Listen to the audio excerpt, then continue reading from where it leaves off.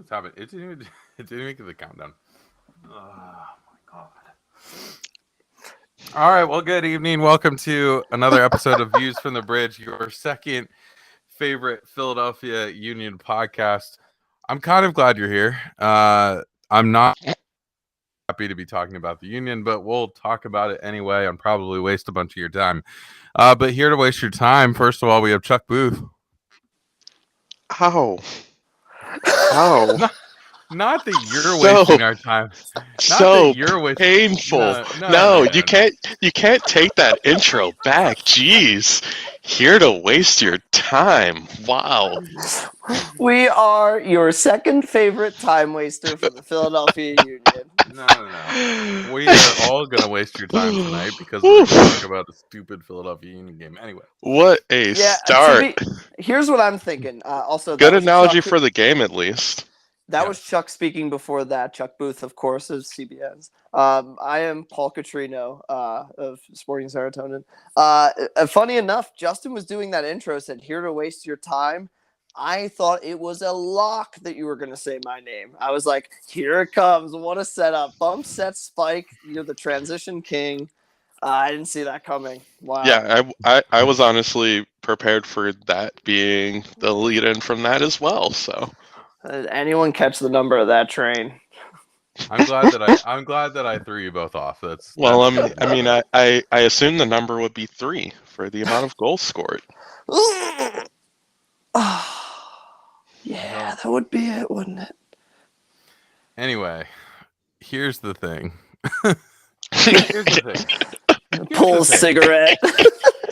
Here's the thing. Here's the thing. Chuck's not going to waste your time, and I should have worded my intro better, but we I think watched 2 hours of soccer this weekend. It was mostly a complete waste of time. Whether you were in the stadium or watching on Apple Plus season pass, MLS season pass on Apple TV Plus, it seemed like a waste of time. But the Union lose 2-1 to another team,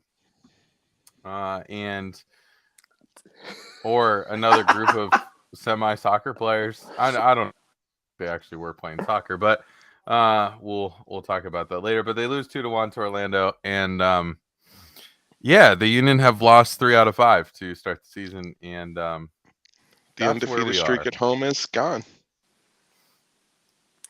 I mean, thank goodness, because the lore around that home unbeaten streak was just getting too much. I mean, they were making T-shirts about it. Every year at WrestleMania, they were wondering, is the streak going to be broken then while WrestleMania is going on? I mean, you need to have a clean slate. It was an exciting 18 minutes. That's true. It was that. Yeah, I mean, so talking about the game, 10 minutes into the game, the Union were down 2-0. How many minutes into the game? Due to some of the... I think it was 9 or 10. I thought it was 2. Well, no, down 2-0. Oh, 2 minutes to go behind, 9 to get the other goal in for Orlando, based on some of the worst center back, goalkeeper, defensive midfielder, you name it. Everything that could go wrong went wrong.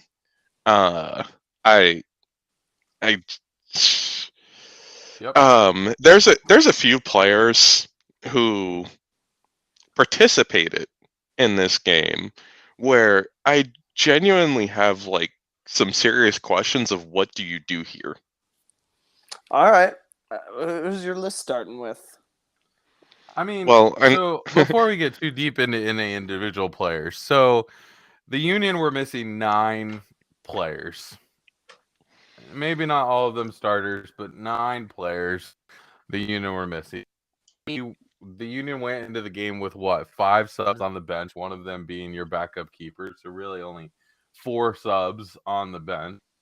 And so obviously very short staff. So your starting lineup, Donovan and Ure up top. You had Joaquin Torres playing the 10. You had who was it? Perea and Bedoya playing the 8s, and then you had Flock as the 6, and then basically your starting back line with Bendick and goal. Where does your list start, Chuck? Well, I guess my list should start at least where I know we have a name in common on our list. And that is the start of the season for one Leon Flock. And not to say that there was really anyone who could have started here ahead of him, just because, like, when Jose Martinez is out, he's expected to be the 6. We've seen Jack Elliott at the 6. It's not great. Damian Lowe was also with Jamaica, so like it's not even like you could really pull Elliott up then anyway. But this dude was a human turnstile. Yeah, you can't get that. You can't look that turned around by this Orlando team. I know that they have their short moments of passing really well in the middle, but man, it is nothing you haven't seen before. And they were missing like their 3 best players too. So it's not even like this was a full strength Orlando attack that was like giving you trouble. Like I get that Ojeda is actually a pretty good signing for this team. Sure. But like those other guys around him, not so much. Like you have fought so much better quality in this league before, and you have handled it relatively well. I mean, that's not positional regression we're seeing. I almost have to chalk it up to just a lack of focus or overthinking because he doesn't have his usual guys around him, like overthinking the position as the anchor of the midfield. Like from the beginning, if you set yourself up like that, I mean, that's when you really have to feel a game out. I understand getting attacked very early on, right in the beginning, but my God, he did not do any favors for himself. Positionally, executing a tackle, following a run, no boxes checked. None. I mean, and for me, like the struggle for me and Flock is the way that in I guess more limited minutes Perea has started the season. It's Perea just seems like he knows what he wants to do and does it most of the time. And I think for the second or the last 80 minutes of this game, he might have been one of the better players on the field.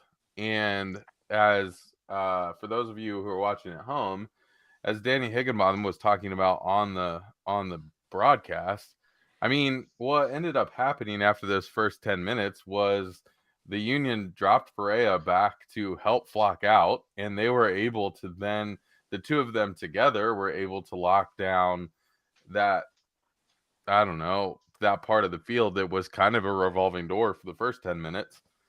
And they were able to sort of lock it down after that. But it's like if you're having to send somebody back there with Flock to help him out, then you're losing somebody on the attack too. And that's what that's the struggle. And when you don't have your starting strikers, both of your starting strikers, because one of them can't stay out of trouble with cards, it makes a problem. And especially when the only thing that Leon Flock does well is defend. So when you're not actually bringing much to the attack on a normal basis, and then you need help to even do what you do well, what are you doing here? Yeah, it was very clear. I mean, it was very clear in this game that Martinez showed how important Jose Martinez is to this team. And so going forward, you hope Martinez doesn't miss another game. Which is scary. So I've pulled up the odds for that, and gotta tell you, Justin, not looking great. Well, actually, I mean, I think the better question is if Martinez misses another game, are you basically saying fuck it, hoping that like McGlynn is available and just doing a double pivot of him and Pereira?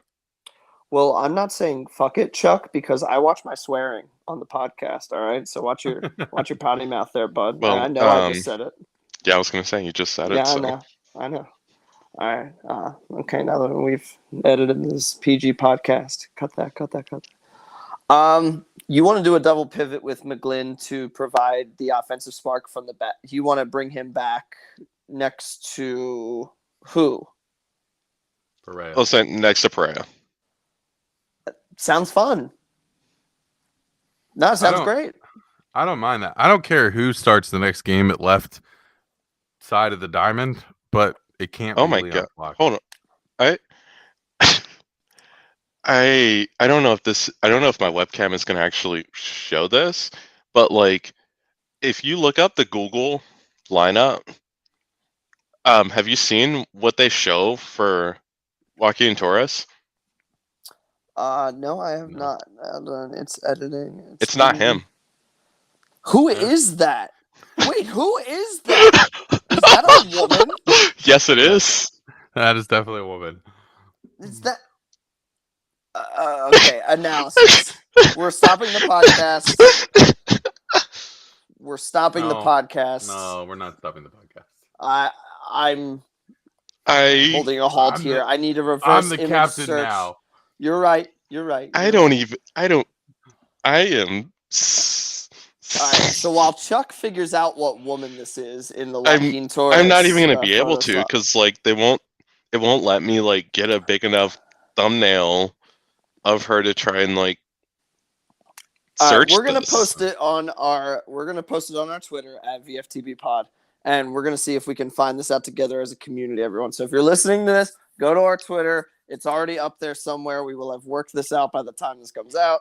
We're going to find out who this woman is, why she's on the Union, and what is going on in the House of Commons. But back to the show. I have officially released the podcast from hostage. So I will say the reality of this game for me, and you guys can battle this out. I think I said this on our Twitter after the game, but what's frustrating for me is for 70 minutes in Montreal, we were the better team. And somehow we end up losing that game. For 80 minutes against Orlando, I think we were the better team. We got it figured out after the first 10 minutes. They were rotating up front. They were doing all these weird things, got 2 opportunities and scored both of them. I think until later in the first half, shots on goal and 2 goals. So it was not like we were giving up things later in the game. It's just when you don't have Julian Carranza in the game, who did you have? And you don't have Gazdag in the game, you don't have much in the way of teeth in your attack. But why is that? Who's one particular striker? I know both strikers didn't have great days, and one got mad at Jim Curtin when he was subbed out. But I think you should get mad being subbed out of that game, considering the Union took 26 shots. But who was that other striker who somehow logged 90 minutes that we don't need to see anymore? Was it Corey Burke or Sergio Santos? Oh, wait. No. Yeah, those are players that we miss because they would have been in this role in the past. And it is one of the few scenarios where you see that, oh, the Union did actually lose depth in this offseason because a pink cow signed Corey Burke. And, I mean, unfortunately, it's not like he would have been at this game anyway due to being on international duty for Jamaica. But the minutes that you don't have Corey Burke, that now Chris Donovan is filling, are genuinely just lost minutes of soccer. I take back what I said earlier this year in the podcast. We should have signed Kai Kamara. He's not going on any international duty. He could have been our backup. Total locker Doesn't room Sierra signing. Leone say otherwise? Is he still? Really? Either way, Chris Donovan, I think my feedback on Chris Donovan in this game was Chris Donovan does a lot of good running, but as much as the ball, it's downhill from there. It's a tough spot to find yourself in. I mean, you're getting the majority of these touches in really high pressure situations. Like, this is going to mold you in the fires. Obviously you want to see time for the homegrowns because they've probably worked their asses off as kids and have earned that time to prove themselves on the field. Chris Donovan has been given a large amount of time this season so far to prove what he can do on the field against the opposition in front of him, and he has not produced really anything of enough substance to warrant keeping those minutes in play and just finding someone else. It might actually show the miss of it definitely shows the miss of Corey Burke. It also probably of Paxton Aronson too. If you have Pax and reality, Pax was with U.S. national team too, but if Pax is in this game and can play the 10 and you can put Joaquin Torres up top, then you're not stuck in a situation where Chris Donovan is getting minutes either. But it also makes you wonder, just based on how this game was going, and that anyone with an eye for goal probably changes the game. Like literally For anyone. Sure. For sure. Why not take it as a time to throw Raffanello on? Like I know that you don't have anyone, but he's your only attacking sub. Yes, I don't know why we didn't put. No, I don't know. I'm not gonna. Whatever. Like, you have 5 subs. Yeah. Use them. And you only use 3 of them. You can't. Maybe you should have used all 5. Here's the issue that I have right now. Okay, is that Chris Donovan has been kept in this Union rotation based on, I guess, apparently what he has been doing in training. Raffanello has been killing it at the lower level for 2 years now as a youngster, has given you a lot of substance to grab onto as a player. And yet this is where he finds himself in the pecking order of this Union team. When Paxton plays in those minutes last year, you don't need immediate results. You need to see sparks. You need to see moments that I'll take a line from Blue Lock. You're turning 0 in soccer, and you're taking it and you're turning it to 1. You're creating something out of nothing in that role. Donovan is getting himself into these positions, and the 0 just stays there. I'm not really seeing anything that is transcendentally making him worthwhile in his current role with this team. Does he come on as a sub and maybe run hard against some tired legs? Sure. Fine. But I don't understand why the choice isn't Raffanello right now. I mean, I understand it when you have the 9 players that were missing. When you have those 9 players in the game or available to you, I understand Raffanello not playing. But this game, yeah, I don't understand. I don't understand the choice of not putting him on the field, at least with, 10 minutes left in the game, and just see what he can do. Because Kid can do. Figure it out. Kid can do. Or he'll try. Yeah. He'll try. Yeah.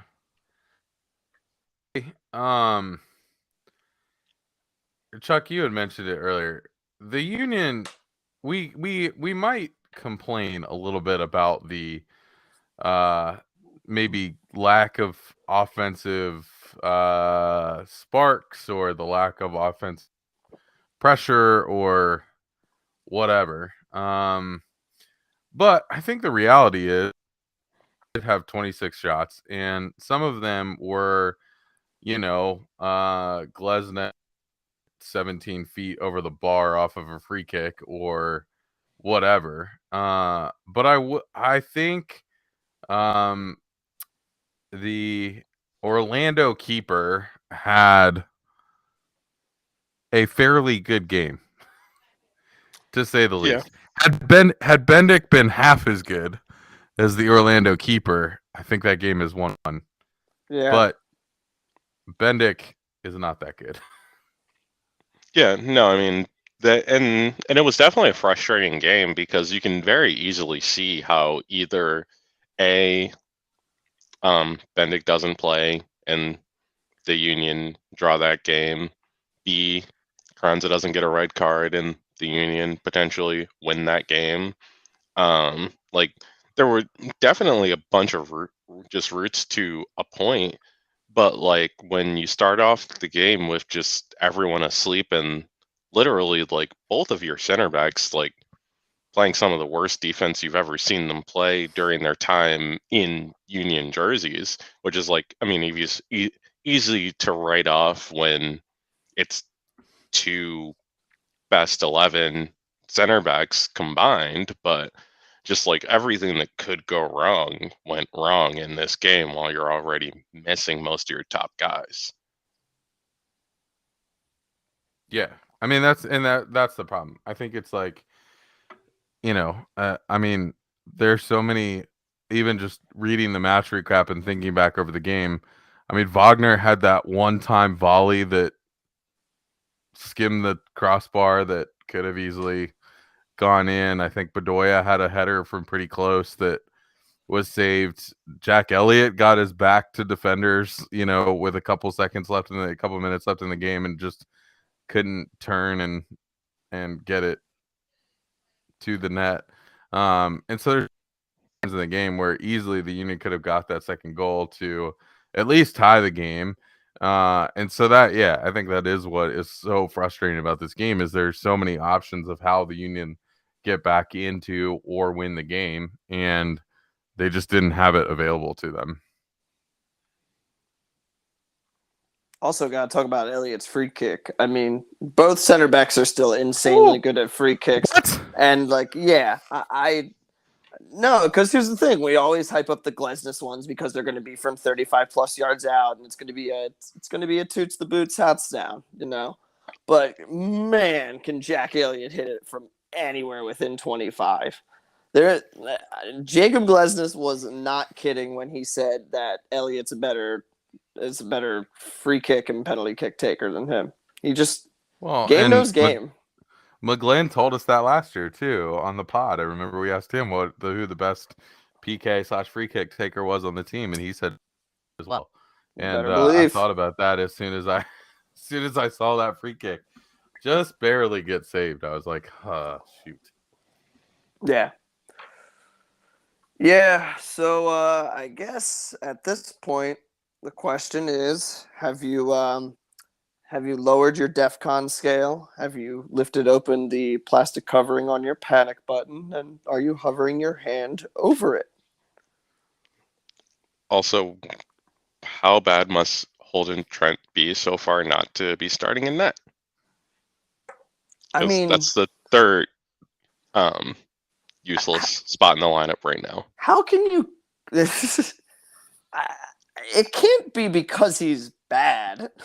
You don't draft this kid. You don't use a super draft pick if you're Ernst Tanner because you think this kid is okay enough and at normal he's bad.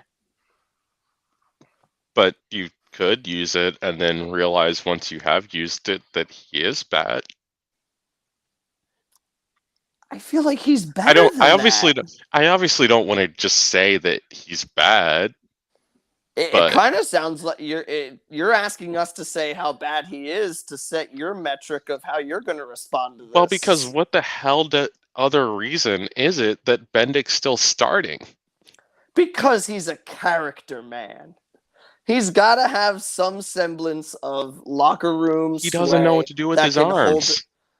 He plays keeper, and he doesn't know what to do with his arms. Buddy, I am not sitting here defending Joe Bendick's ability in the net. I am telling you why he is still starting these games. That is what I am saying. This guy has some semblance of control of his locker room. He is a character pull. He feels like if he's missing parts of his lineup that needs glue to hold it together, maybe he's picking Joe for this reason because there's so many people missing. Is that a good decision? I don't know. Because you're right, we haven't heard anything from Holden Trent. We haven't. What is he doing? Is his training going okay? Do we need to worry that we might need to go find someone else, like, as soon as July comes around? Well, can we still sign a free agent right now? Like, I think the transfer window is still open. I do not know. I do not know rules. All the rules in this league. Yeah. I think the hard thing for me is like, okay, I get, it's frustrating because Bendick has been in the games that Bendick has played. Bendick has been awful. My problem is Trent is obviously a young keeper, not playing at a major university. So I wonder just how like good under pressure he's going to be. Not that he's not a good keeper. He got drafted by the Union. The Union obviously believe enough to take a pick on him and everything else. But does he have the ability to do it in the speed that in which MLS has played versus the college game? And does he need some time with Union 2 or whatever to get up to speed a little bit more to the professional game? I don't know the answer to that. I'm not privy to the locker room information, obviously. But I think it's like that's the challenge for me is like I'm not sure I want him thrown in at this point, but not that they couldn't be a good thing. Who knows? I mean, I just wonder, like, for this past game, if there's any time that you're just going to throw him in there, the one where everyone else is on international duty, including, Orlando's two best attackers, it's probably the best time to do it. Yeah. Like, I mean, it might not have made a difference, but it's like if you're going to not crush his confidence, like, that's the time. Especially since, like, we're just really trying to fill time until Andre Blake's back, and we don't really know when that is. We hope it's soon, but we don't really know when that is. He's probably coming back this week. I think he's slated to return this weekend. So, hope so. But if he back anytime in the next couple of days and not this weekend, you're absolutely right. Yeah, I don't know. We need him back as soon as possible. Yeah, I don't know what the answer is there. I think the problem for me is if Trent starts to be 4 or 5-0, then you go, well, why did we do that? Well, I had Bendick who at least could save something, and Well, so I think it's like something. I just think at least with we have Bendick, we have proof that he can't save anything is the problem. Like, his starts in CONCACAF Champions League don't really count because he played 10 men for most of the game in one game, and then like the other one just I don't care. Like, we just have more history of Bendick losing the Union games than winning them. Sure. So even if you're going for confidence, like, what does Bendick have to think at this point when he gets in net for this team? Like, oh, we're gonna lose because I'm starting. Yeah, at least that's what he should be thinking. It's more along the lines of, like, Justin, your argument almost supports the fact that if Holden Trent gets thrown in this situation and they lose 4 or 5-0, at least you learned something. You took an unknown on your team and you gave it a variable. You gave it a bar. You gave it a measure of where do we go from here? Because if you're putting Joe in net, you know where the bar's at. Like this is the thing, and especially this early in the season. That's absolutely true. I think like even the Orlando keeper, we beat him 3-1 last season, and then he comes back and wins the game. So I think like there's an element of you got to figure that out, and you got to So I see what you're saying. I could go either way on putting Trent in this game and like what based on the result, what the reaction would be to it. But I also think like I mean I think you got to do something, right? You got to it out. I don't know what the answer is going forward. Back to your earlier question, Paul. I don't know that I am not panic on the I'm no I think like I said, I think other side of the room. The Union looked like the better team for 70 minutes against Montreal. They look like the better team for 80 minutes against Orlando. They had 6 shots in this game. They probably had Carranza not got the red card against Montreal. They probably and we're talking this is a very different conversation that we're having based off of that. So at any point in the season, you can look at 2 games and go, oh, this team's terrible or this team's great. But the reality is like you gotta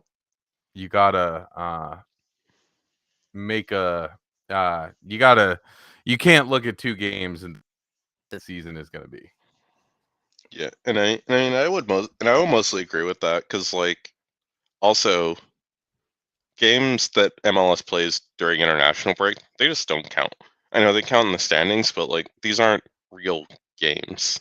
Like you look around the league and most of the results just genuinely didn't make sense. And also, again, just even going back to what we talked about last podcast, like the Union just start the season, like generally just don't have a good time. They hit their stride like later. This year might be a little weird with the U20 World Cup, although now we don't even know where that's being played since it's not happening in Indonesia.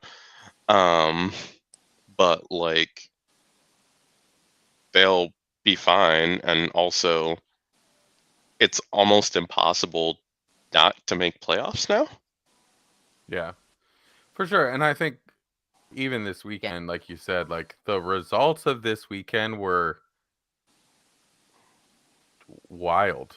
Like there's no way to look at and go, oh, that was a normal weekend. And so I think every game across the board was maybe not across the board, but a lot of the games were just crazy. And MLS should go, oh, it's an international break. Let's not play games. What a concept. That's a weekend they're not making season. The compressed season that they created makes them need to do this. Another weekend they've we're been not doing making that for that years. money. They've been doing that for years, though. Yeah. Well, it is what it is. I think the reality is the Union have. I want to say, like, that's the problem, Chuck, with your comment about how everybody makes playoffs.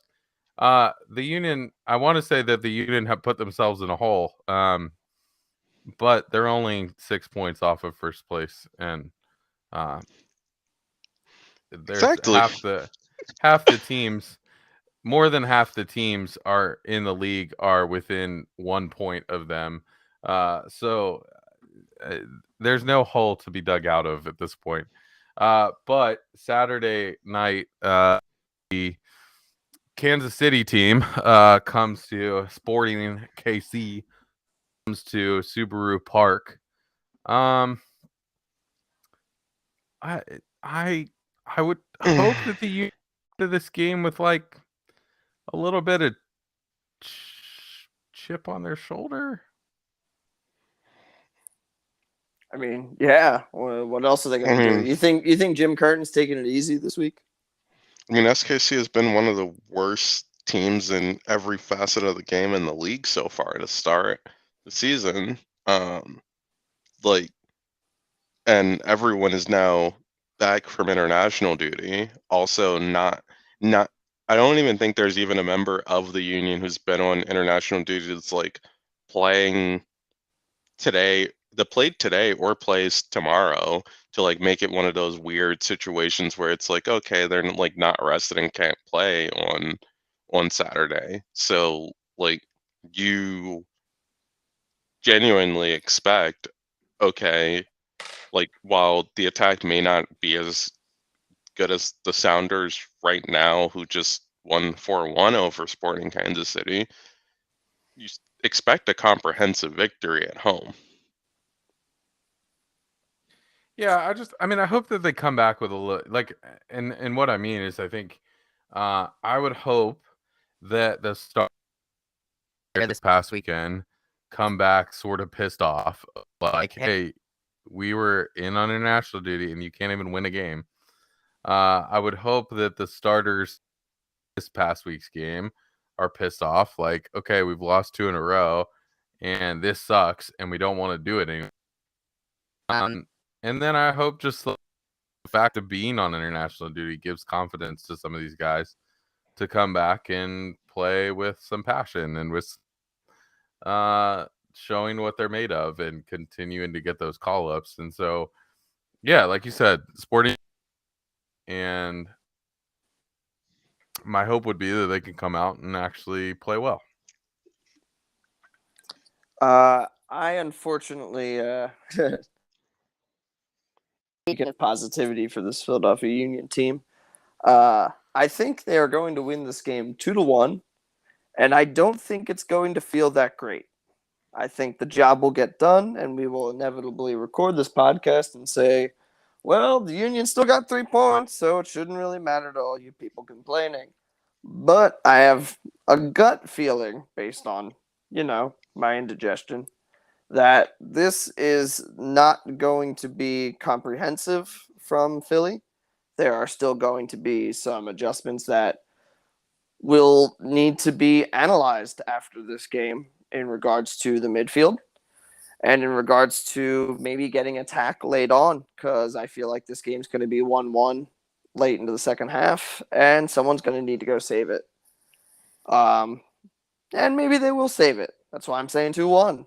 But I don't know if I'm ready to just blissfully walk back in and say the Union are going to kill these guys. Oh, I didn't say they're going to kill them. I said they should. Anything that results in 3 points, I'm relatively happy with at this point in the season because, we know the Union have a lot of work to do. As you should, yeah. We just need to see actual points in progress towards that work, which winning this game, that's enough to show that they did what they needed to do, especially since, as games in the international break don't really count, games against the Western Conference only half count. Yeah, I think the reality too is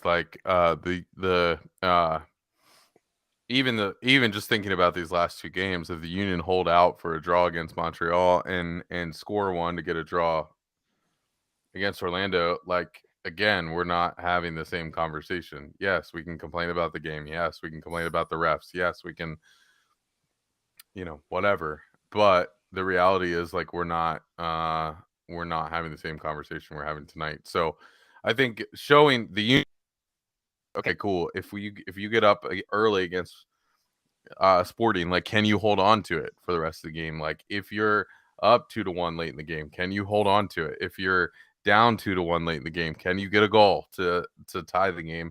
And that's the kind of stuff that good teams do. And so can we show that we're still a good team? And I really do believe that the answer is yes. I'm genuinely shocked in the Twitter sphere, and I know the Twitter sphere is over dramatic and whatever else, but I'm genuinely broken against that the number of people in the Twitter sphere who are like, burn it all down, it's all terrible, we're the worst team in the league, blah blah blah blah. I'm sorry, but I generally think on paper we improved from last season, and we were a team who was in the MLS final last season. So if you're gonna burn it all down, then we should have been having that same conversation at the end of the season, and we're not, and we didn't. So I think you got to give it more than 5 games if you want to talk about 7 games with the Alianza game.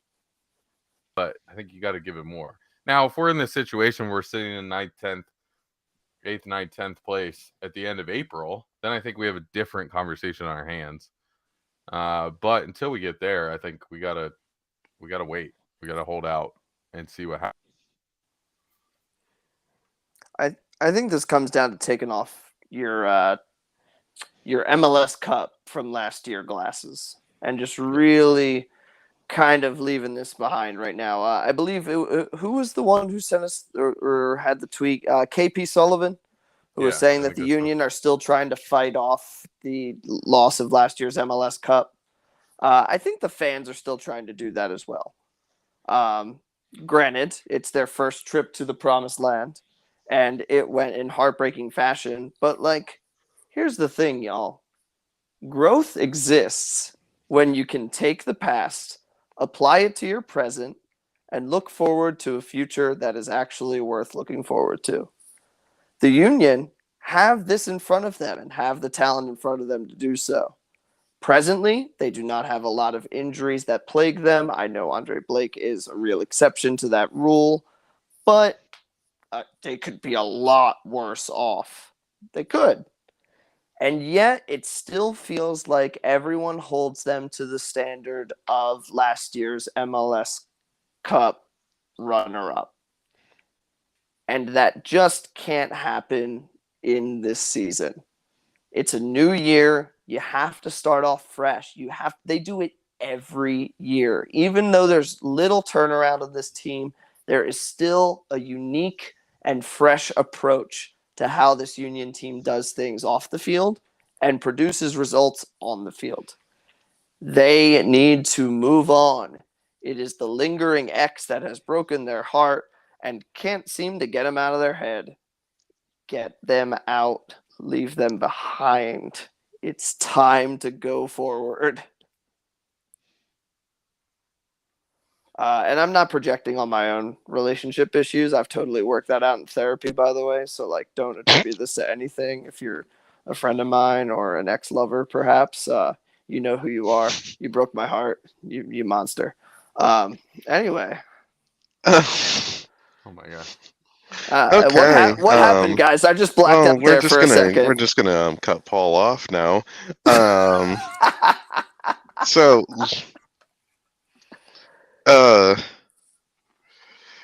the not fun thing about the month of April as a whole is that it includes Paul's birthday, which actually this game takes place on Paul's birthday. Yay! Can't wait. But